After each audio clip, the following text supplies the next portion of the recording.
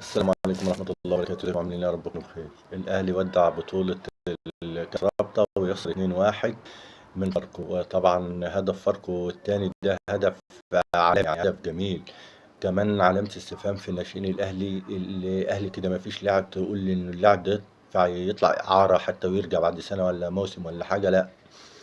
علامة استفهام في الناشئين أهلي وزمالك، ما فيش ناشئ كده يطلع كمان علامة استفهام في موضوع علي معلول. علي معلول بيقدم مباراة جميلة وبيصنع هدف، وعلي معلول كان يستحق انه يكون موجود في لقاء صن داونز في جنوب افريقيا. كمان الفريق الاول خلاص بيستعد، واستعداد تام وتمرينات، وبلقاء كابتن محمود الخطيب كمان. كابتن محمود الخطيب بيحفزهم لانه هو رئيس البعثة كمان هناك في جنوب افريقيا. وكمان بيطلب قعدة مع رامي ربيعة ومحمد الشناوي لتجديد عقودهم.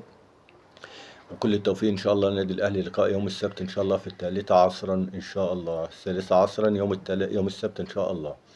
كمان بيراميدز بيستعد كده في جنوب أفريقيا للقاء العودة، لقاء الذهاب مع أورلاند. كل التوفيق إن شاء الله لنادي بيراميدز، ونشوف الأهلي وبيراميدز كده في النهائي إن شاء الله.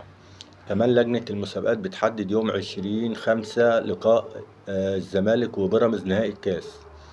طيب خليها بيراميدز صعد كده وهيلعب في جنوب افريقيا، مثلا لو الاهلي اتغلب ولا هيلعب ازاي؟ والنهائي يوم 24، 4 ايام قبل الماتش خلاه يسافر هناك.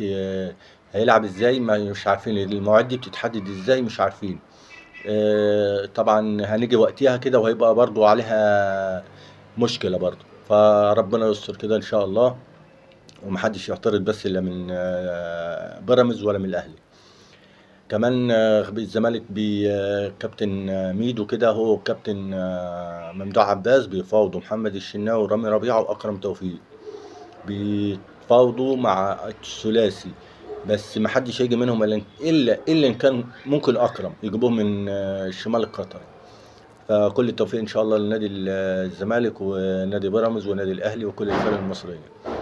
كمان الزمالك خلاص بياخد راحة كده لحد أسبوع كده، ويرجع يستأنف تدريباته لأول لقاء ليه 1/5 مع المصري في الدوري. 1/5 في الدوري. طبعا الإدارة ما خلاص، من كل الإدارة مستخبية كده، محدش بيظهر. كله اللي بيطلع يتكلم هو ميدو وكابتن حازم إمام، الكابتن احمد سالم الاعلامي. لكن ما فيش بقى هنجيب ايه ولا هنمشي مدرب ولا هنجيب لعيبه ايه، وما فيش الكلام ده. فطبعا اللي ميدو هو بيطلع في الاعلام يتكلم، هنجدد الفريق وهنجيب لعيبه وهنمشي لعيبه. طب يا كابتن ميدو، انت مبقي المدير الفني ليه؟ انت عندك مديرين فنيين، عندك كترم قاعد من غير شغل.